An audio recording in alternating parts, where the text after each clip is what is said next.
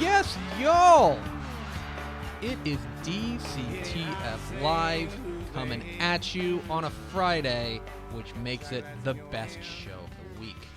My name is Greg Tepper. I'm the managing editor of Dave Campbell's Texas Football and TexasFootball.com. Thank you for spending part of your day with us. I am sitting at a desk. There is one other desk here, and it's next to a Papa-Shot. And sitting at that desk next to the Papa-Shot is Max Thompson. Hello, Max. What's going on, Greg? Very little. It's Friday, baby. It is Friday. Woo! I'm excited that it's Friday. It's nice. This is let's see. It is Friday, March 4th, 2016. Episode number 87. 87. Let's see. Let's come up with something real quick. 87, the number of homers that Buddy Bell hit for the Rangers. And why not? That's an actual like real good stat because Buddy Bell is one of the all-time great Rangers. 87 homers. One of the best Rangers in franchise history. Okay. In just a little bit, we're going to be joined by Josh Ragsdale, the new head coach of the South Garland Colonels. Popular guy. He's moving from Dallas Adamson to South Garland. We will ask him about the move, how he feels about going from being a leopard to being a colonel. I feel like that's something you have to take into account. Right. And then a little bit later, we're going to continue our tradition of doing Off-Topic Friday, or as you like to call it, Mail It In Friday. Mail It In Friday. Answer your questions. If you got a question, tweet it to us at DCTF. We'll get to them, including Greg Howard of Deadspin. Yes. One of my leaders. Put out casual restaurant rankings, and we got to discuss that. That's off the top there. So, oh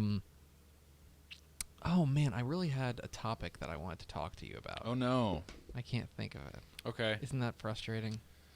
Normally you're like, I know. Normally you're coming at me with something normally every I'm day. just like I'm firing darts, but I know. I'm not. Do you have any big weekend plans? No. No? None. Literally none? None. Literally none? None. Might go to the Revolver Brewery. Ooh. Out in Granbury.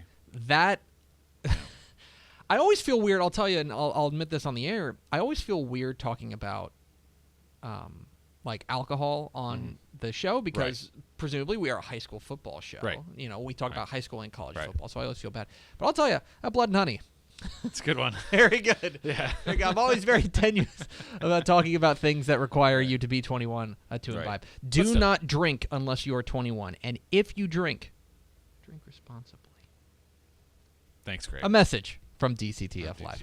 I have a slow pitch softball season starts for me tonight, so I will be updating you every Monday on my line. Yeah. Are you still doing I know this? you. Are you still doing I know this? you are so outrageously out on slow pitch softball. Grow up. Because you played baseball. Grow up. I am growing up. Grow up. I'm playing adult league softball. Yeah, What's wrong with that? With a bunch of idiots that are probably taking it too seriously. Whoa. Hey. Yeah. No. It's a church league. Yeah. Fine. Don't care. You know what? No. What? Tell I me. apologize. I apologize on behalf of him, St. Philip. And I don't mean the church. I mean St. Philip, the saint. It is. You know what I was going to talk about was actually I'm glad you brought that up because I don't know if I want to know. We're both Catholic. I was to varying degrees. Okay. Fridays during Lent, which is what's going on right now, you can't eat meat, which is a real harsh in my buzz. But I've also got to tell you that I don't, as we can grab the third rail of religion here. Sure. I don't know. I don't know that, like, God really cares. You know? Like, I don't know that God really cares if I have a hamburger today. We're going to go down that rabbit hole. I just wonder. No. You know what I mean? Like if Sure. if there is this big benevolent God, does he really mind if I have a pork chop for lunch? You know? I would just say to my varying degrees of Catholicness over the course of my life, never cared about Lent, never cared about not eating meat. Yeah. Don't really think that's high on the priority list. Just be good to people. Yeah, I think that's... Be as good to people as you can be. Speaking of meat, I had brisket taquitos last night, and they were superb. Right. They were excellent. We are DCTF Live. We're here every weekday at noon on TexasFootball.com. Subscribe to the podcast on iTunes. We're on Twitter. We're on Facebook. We're on Instagram. We're on all that sort of stuff. If we don't have a time to plug it a little bit later, Dave Campbell presents Texas Football Rising, our inaugural recruiting guide, breaking down big-time prospects all across the state. More than 400 of them. See that at the top? More than 400 prospects. We're breaking them down all across the state, including kids who just signed, going all the way down to kids who just finished their freshman year class of 2019. So it's Dave Campbell presents Texas Football Rising. It's available in stores right now across the Lone Star State, or you can order it at TexasFootball.com. We mentioned that we're on Twitter at DCTF. I'm on Twitter at Tepper. He's on Twitter at Max Thompson. And another guy who's on Twitter. You like that? How about that for good. a segue? That's What a segue that was. was. What a professional segue. That was beautiful. Another guy who's on Twitter is at Josh Ragsdale. He is the new coach of the South Garland Colonels. We are so pleased to be joined by Coach Ragsdale. Coach, thanks for your time. Hey, thanks for the invite. So you moved from Dallas Adamson to South Garland. The big question is, what about the job at South Garland appealed to you? I tell you this, I've got a lot of friends that have worked in Garland, and I've been coaching for a while, and it seems like anywhere you go, any good coach, you've met these guys that are legends. Mm-hmm. They've all been in Garland at some point, and there's that coaching fraternity in Garland that. You can't find anybody in Garland that will say anything negative about somebody else in Garland. I like that, man. For that coaching fraternity, I'm excited to be a part of it. You are a guy who's helped to build the Adamson program and build it in Dallas ISD. For you, as a guy who's been there for 5 years, coaching the Leopards, I imagine it's a bit bittersweet to be leaving this program that you've really helped to make some changes in. It is. And, here's the toughest part, and it's similar in recruiting as well in college is, you teach these kids about commitment, and you want them to be committed to your program, and you want them doing everything that's right for the – and that's tough to go in and look them in the eyes and tell them that you're leaving them. And, and I had the speech planned out. Everything was going to go great until you see one or two of them tear up. And, of course, I lost it. I'm a 270-pound man that just – they saw me cry, and that's okay. They needed to see that because they know where my heart is, and I've enjoyed my years there. And, I was there for a few years as an assistant as well. And so you spend 9 years at a place, and it's hard to leave, and it is bittersweet. I'm excited for the opportunity, and, for my family's excited. I'm going to be closer to home, and you used the right word. It definitely is bittersweet. This was obviously a move that has been announced relatively recently. So what have the last few days, what has this week been like for you? It's it's been surreal. I'm still kind of numb, and it's still a lot of research gathering. I have not had the opportunity yet to sit down with the young men at South Garland nor the staff. So I'm kind of chomping at the bit for that. It's the timing is weird. They're going into spring break. Today's their last day, and they go into spring break. And so, I was really hoping to get in front of them today, but it's not going to happen. It doesn't look like. But, and Dallas's spring break is the week after. And so that's when officially that I'm going to be on campus. So I'm not going to get a spring break this year, which is okay. So, I think I've got some personal days saved up. So I think me and my daughters might hit up the zoo this next week or something, kind of recharge batteries. But it's just been a lot of questions and answering. And the people in Garland are true professionals. That athletic department in Garland ISD is amazing.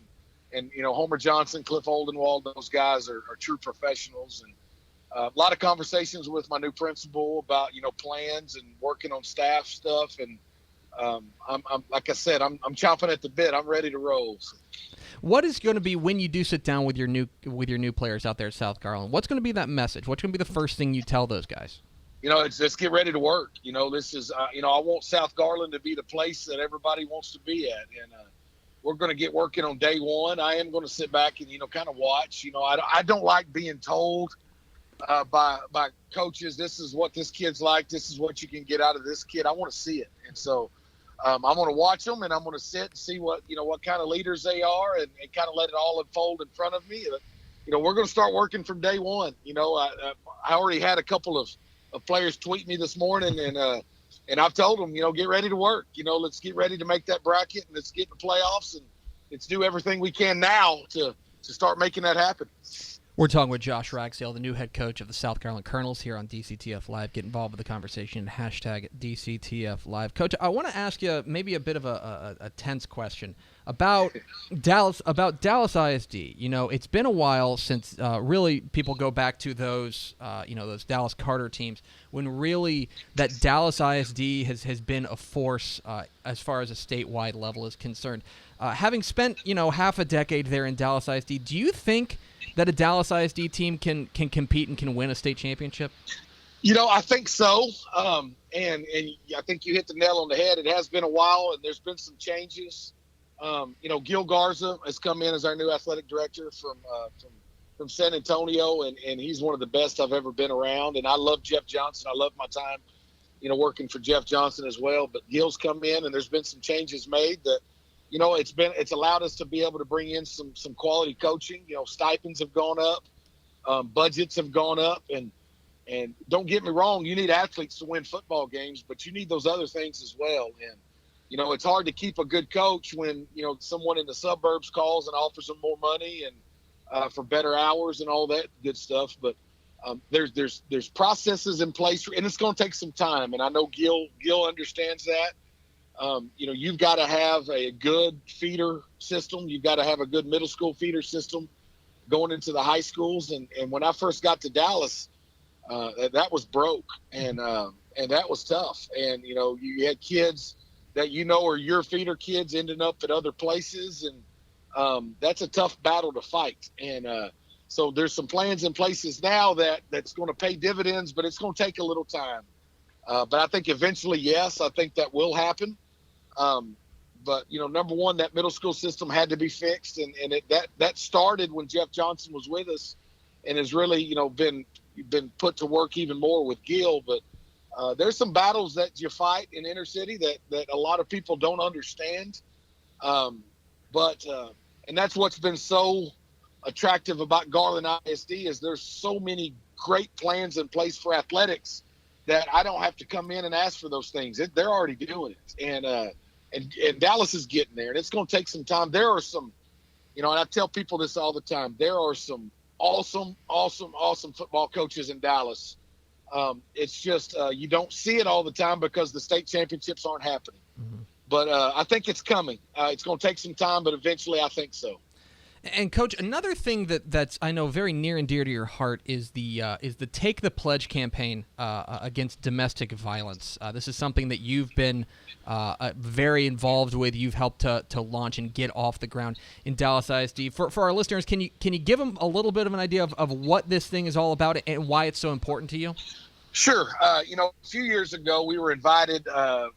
Adamson was invited by Mayor Rawlings, the mayor of Dallas, to a rally downtown that really was going to teach men, what it's like to be a man. And I love his quote. He says, you can call, someone who hits a woman a lot of things, but a man's not one of them. And so we went to that, and, it was kind of an eye-opening experience for my players to see, Emmitt Smith and see some former Cowboy players up talking about domestic violence. And I'm a former teacher, and so I'm real big on reviews and let's see what they learned. And we got back to the field house, and I sat down the team, and we just kind of debriefed about what we just learned about. And I had them all just define right down on a piece of paper, what is domestic violence? And this is no lie. I can't make this up. The very first one that I read, and I'm in my office, is it's what happens to my mom when she doesn't act right. Mm-hmm. And I broke down. I said, oh my gosh, we've got a problem. And, I was kind of, Lord laid it on my heart that I love to win football games. I want to win games, but I've got an opportunity to teach these young men about life and how to be better individuals. And so we got together with the leadership council, and we wanted, this was our plan. We wanted each high school in Dallas ISD, a member from each high school, to take the pledge against domestic violence, and not only just take the pledge, but say why. And that makes it a little more intimate. So, we ask them to hold up a pledge card and say, I pledge to help stop domestic violence because, and give their reason. And so we wanted 22 young men to do that. And here we are in year 3, and we finished year 3, and we've had over 40,000 pledges. And so we've had a group from Bangladesh, a women's rights group from Bangladesh, come visit our boys and just say, why are you so courageous? Why are you doing this? Because, it's not typical for a man to say it's not right to abuse. And it's been a neat process. And in the process, and I've told this story, and it's one of the hardest times in my coaching career, is one of our young men that led this up and was one of the leaders in week 3 last year.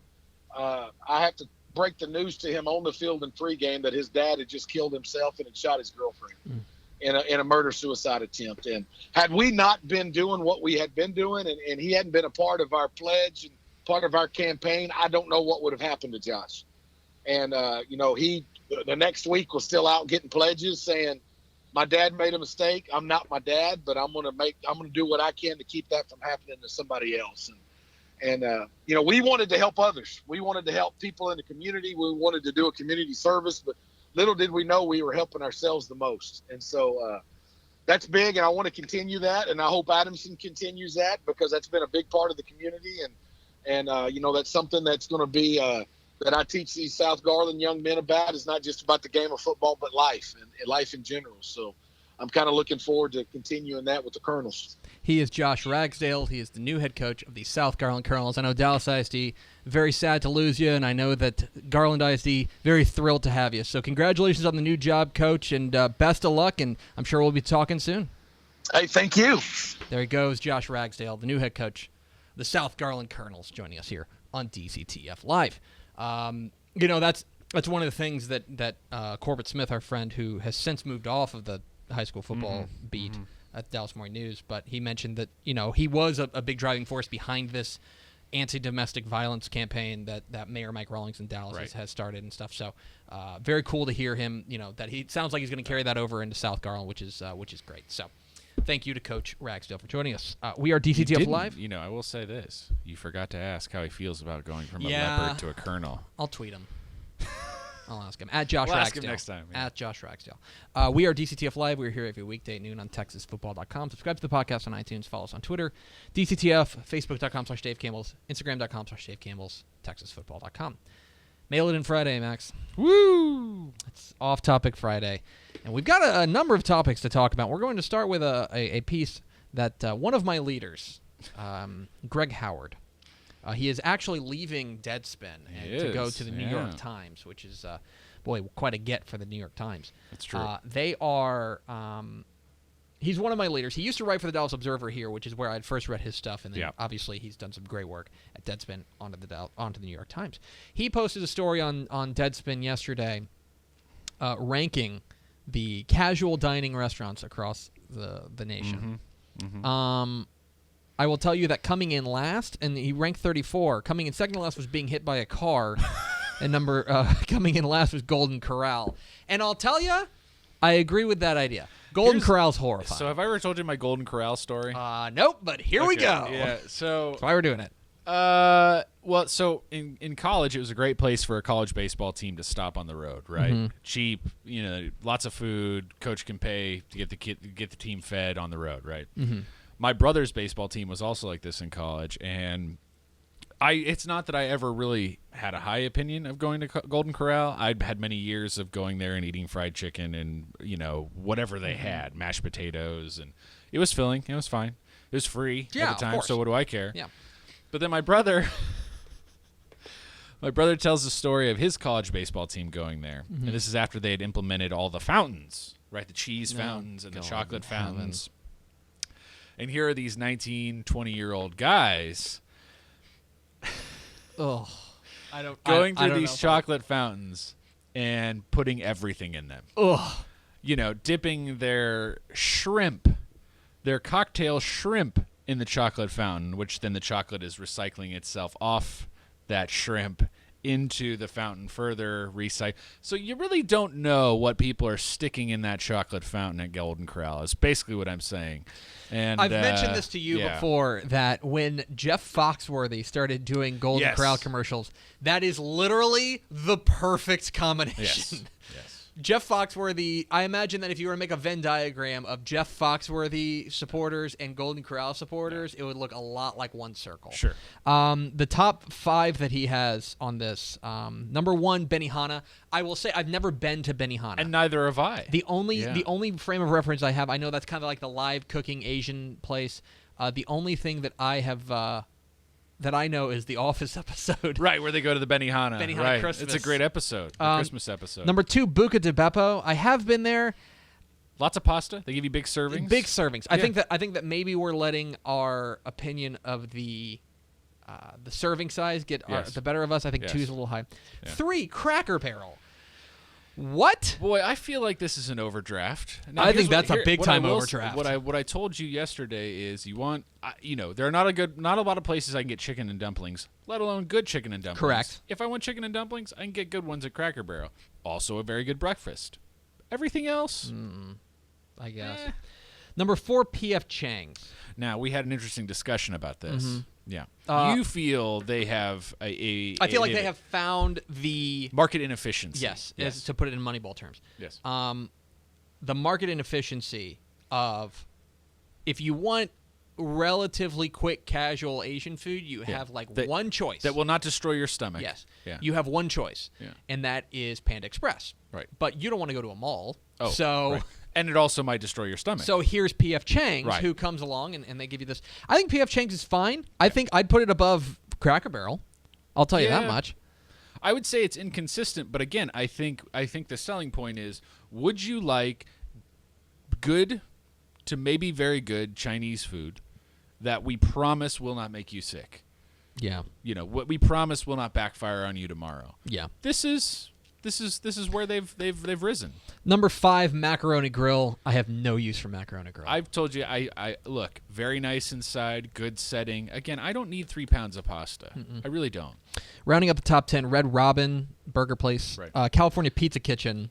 Overrated. Red Lobster. I don't want casual dining seafood. I'll just tell you that. I don't. I'm gonna ride or die with Red Lobster because of those Cheddar Bay biscuits. Okay. Look, I get it, man. I will eat a bucket of those. 9, Texas Roadhouse. Whatever. Take your leave. Sure. And 10, Uno Chicago Grill, which I don't think I've ever heard of. Well, I don't really care about. It's deep dish pizza place. The bottom and I'm 5. a big, deep dish pizza is tomato pie, not pizza. Bottom 5, Ponderosa Steakhouse. Again, I don't know. Number 31 is Hooters. Sure. Yeah. Yeah, it's pretty terrible. Yeah. 32 is Old Country Buffet. 33, being hit by a car. Now, 34, Golden Corral. Now, was there anyone on this list that you went, boy, I'll tell you, I'll go to that place a lot, even though they ranked it that low? Yeah, actually, there's one. There's one for me, too. Yeah, number 21, they have Hula Hands. Okay. I like Hula Hands. I thought Hula Hands is fine. Many nights at Hula Hands in college, it was fine. There was nothing wrong with it. That would be the one that I would be like, you know what, I think that's a little low.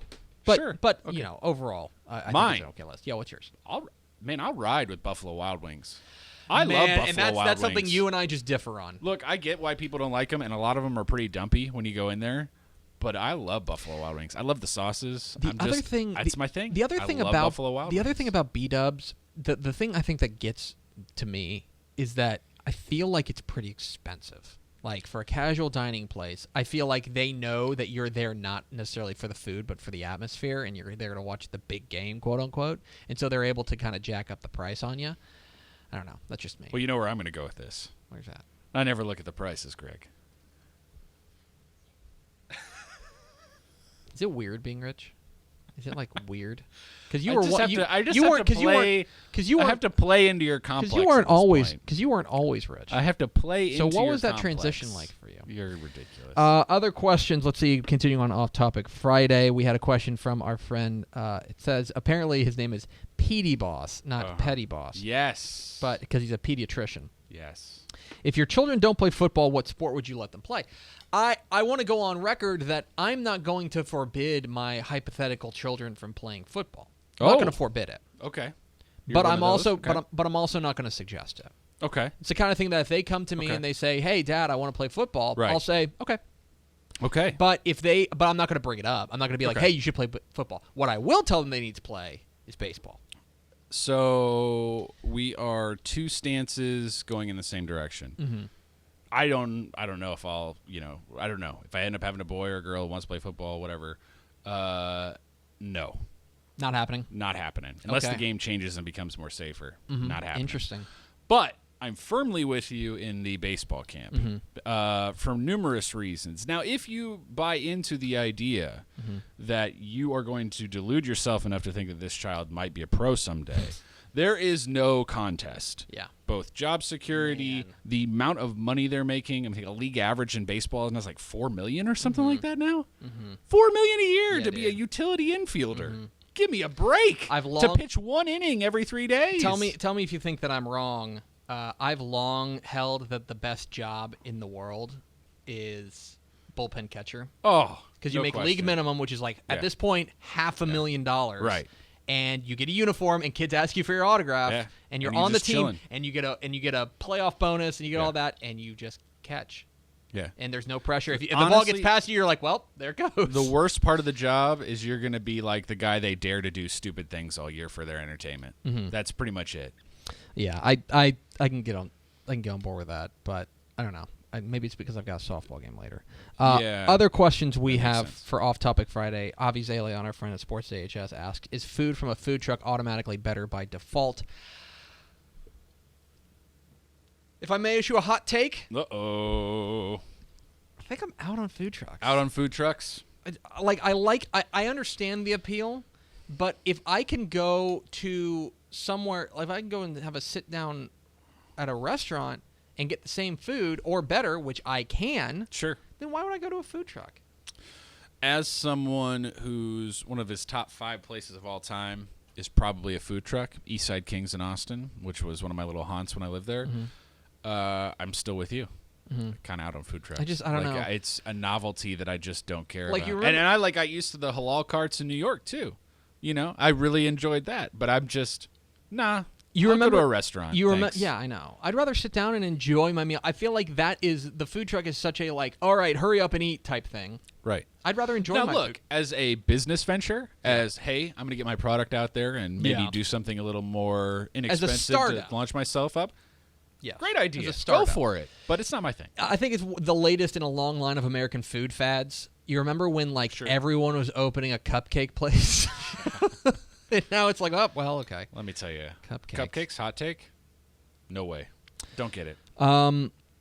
Question from my friend Craig Goldstein from Baseball Prospectus asks, what are your thoughts on this Hank fiasco? For those who don't know, there is a controversy going on in Milwaukee, although technically I believe it's in Arizona because they're in spring training. But the Milwaukee Brewers last year adopted a dog that was kind of hanging out around their spring training facility. And let me tell you, their spring training facility, there are some really nice spring training facilities out there in the Cactus League out there in Phoenix. Yes. I really like. I'm very sad I'm not going out there this year. Right.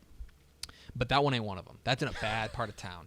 And so here's this dog kind of wandering around, and they end up adopting it, and they name him Hank, and he's an adorable dog. He's an adorable, very cute dog. But recently he reemerged. He reemerged and said the dog, and it looked a lot different. Yeah. The dog looked, in many ways, like a different dog. Reasonably. Which brought up a lot of people saying, hey, that's not the same dog. Did Hank die, and did they switch out the dog and try to pull the bait and switch? The Brewers came out today and held a press conference about a dog and assured people that it was the same dog. You own 2 dogs. You have 2 dogs, Julep and Koufax. Julep and Koufax. Good I'll dogs. tell you that I'm starting to come around the idea that that's the same dog, that it's just for the first time in its life had a year of being taken care of. Yeah, we're pretty much in the same boat here. Look at the pictures. We don't have pictures for this show, but the dog's hair color was a little different, or fur or whatever. It had like longer gray hairs, but it's been trimmed. It's been groomed. It's just in better shape. It doesn't look as raggedy, which, that's what you want to do for a rescue dog. And one last question we'll get from Cameron at TTU_fanatic4. He asks, could the Kansas basketball team beat the Kansas football team in a game of 6-man? So initially, I was going to say no. And I was going to say, no, of course not. They're just better at football, plain and simple. But then he threw in the 6-man thing. And that kind of changes things because the game's a little more wide open. But I'll tell you that I think that the football players are probably better tacklers, which is going to that's such a big thing. All the Kansas football team has to do is break a tackle and they're gone, and probably a bad tackle. Probably. So I think no. I know what he's getting at because the Kansas basketball team is incredible, but the Kansas football team is terrible. I think the Kansas football team would beat the Kansas basketball team in a game of 6-man, if only because I think that their fundamentals on tackling are better. Well, let's raise the stakes. Okay. Your life depends on it. You have 6 weeks to prepare. Does the KU basketball team win? No. Nope. I'm taking the KU football team because these are guys who played football in high school. Okay. Take it back. One more level. Yeah. The game is played at South Garland. Indoors at their basketball arena? Yeah. Still going with okay. Going with all right. the Well, I'm just trying to see how far you're willing to take this. I still think the football team, football is football, sure. And I think that they if they just never improve from being pretty good high school players, FBS level high school players, sure, they would beat the football team or That's the basketball team. So in a game of 6-man. That is going to do it for us today. Thank you for spending a part of your day with us, and thank you to Josh Ragsdale, the new head coach of the South Garland Colonels, for joining us as well. Follow him on Twitter at Josh Ragsdale. Meanwhile, follow us on Twitter at DCTF. Like us on Facebook, facebook.com/Dave Campbell's. Follow us on Instagram, instagram.com/Dave Campbell's. And, of course, see us at TexasFootball.com. Vince Young, please come get your Player of the Year trophy. And we will see you on Monday on DCTF Live.